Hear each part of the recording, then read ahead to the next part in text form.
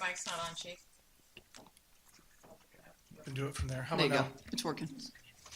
So I learned about this in an email from ADA's security director, Michael Wharton, on January 30th. It immediately caused me some pause. I was looking back at some of my handwritten notes to the captain to assign a lieutenant to look into this to find out more. My notes here are, is this new? What will be the impacts on police research, police resources? And do we have a comment period? So I began digging into this a little bit more. I found that at the current facility, we had 71 calls for service in 2018, 58 in 2019, 61 in 2020, 67 in 21. It dipped down to 24 in 2022, and then back up slightly to 49 in 2023. That was with the 29 or so BHRS residents from the county at whatever given time period it would have been that they were there, whether that was the entire duration or some shorter time period. That was also when the population was over 59 years at 75% and 18 to 59 at 25%, and that's now flopped.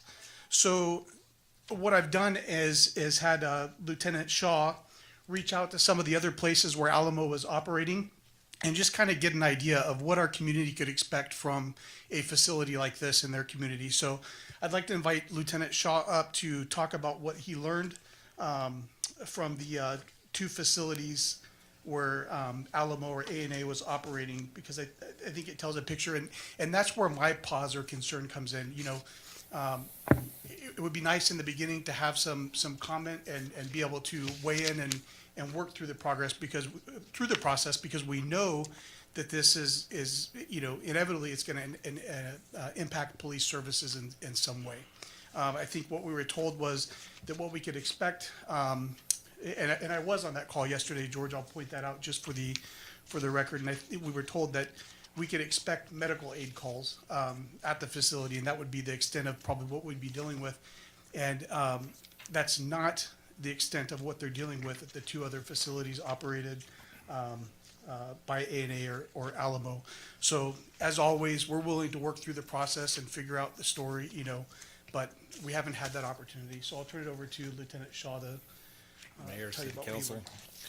So, reaching out to San Pablo, Can you lean into that? Because there's some people in the other room also. that which can't hear. Thank A&A you. facility is in their jurisdiction. The lieutenant I spoke to said they've been open for about 3 years with 178 bed capacity. He indicated when they first opened up in the first few months, they were responding to over 300 calls per month. He said they were going out there 7 or 8 times a day. He said working closely with A&A and the facility, changing some policy and procedures. They were able to move that number down to about 30 to 40 calls a month. He explained that their facility in San Pablo is on a major thoroughway, and I was explaining to him the proposed location here in Turlock. He was very concerned, or expressed serious concerns about it being next to schools or in a residential area. He says the facility he can actually see from the police department. He says clients are in and out of the facility at all hours. He said many of the clients walk into local parks, into neighborhoods. They use, purchase, and sell narcotics, panhandle, and loiter. So he said that it's pretty much an open facility, although there are a few on conservatorship. Per lieutenant, it had got better with the meetings, so I asked him to give me the last 365 days, the calendar from the day I talked to him, which was this week. So in the last year, they went to 446 calls for service. They took 121 reports or cases. They made 18 arrests. So he said the calls ranged from missing persons to 5150 mental evaluations, assault and batteries, fights, possession of narcotics, vandalisms, and they had a rape. Facility calls for mental health evaluations because they have a psychologist on duty during business hours, but apparently that psychologist rotates between facilities. The next facility I talked to was in Grand Terrence. It was the J.C. Wallace House, which is in the San Bernardino County Sheriff Department's jurisdiction. I talked to the lieutenant there. He said that the facility came in at August 2023, or right about there. He said that Grand Terrace initially thought it was going to be for traumatic brain injury rehab, and according to them, he says that there's approximately 140 bed capacity. They're currently about half capacity. In the last 6 months, he gave me since the inception of them opening up to the day I talked to him, he had 78 calls for service in the first 6 months.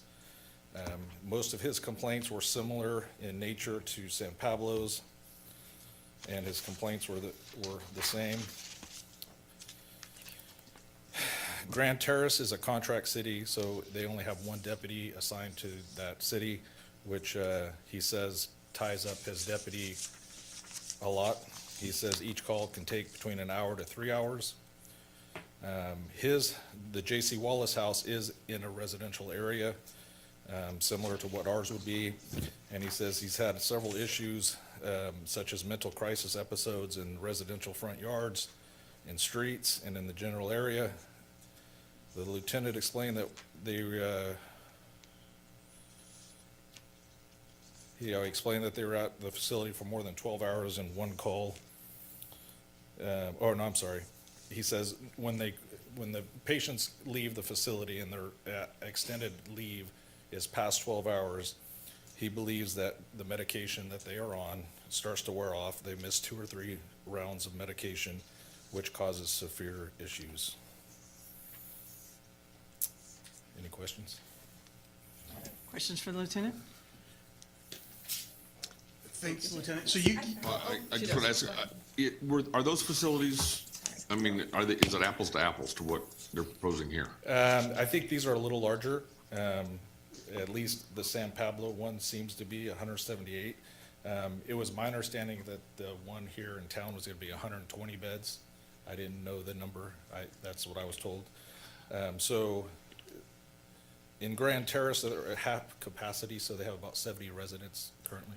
Yeah, I was not meaning necessarily the size of the place, but the type of services that are being offered of the residents. It's my understanding it is. Okay. Yes. Lieutenant, can you elaborate on why that city believed that facility was going to be serving traumatic brain injury So patients? I never talked to anybody from Grand Terrace. Interestingly enough, it was on their agenda for city council tonight.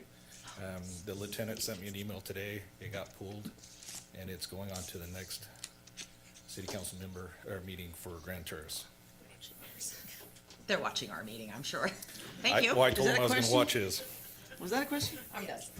Chief, do you have anything to follow up with? No, I was just gonna say, that I just wanted to draw the conclusion that you can see after we haven't had much time to research this, and we're kind of scrambling around going, what are we getting here in Turlock? And it causes me a little bit of anxiety, to be honest, because we've had a number of issues, and I'm gonna have to deal with these issues, so we just haven't had the time to research, and it really causes me pause and concern, especially when you reach out where these facilities are operated, and maybe it's different, we don't know, we don't have enough information at this point to determine exactly what we're looking at, if we're comparing apples to oranges or what, but, thank you. Yeah, and I would like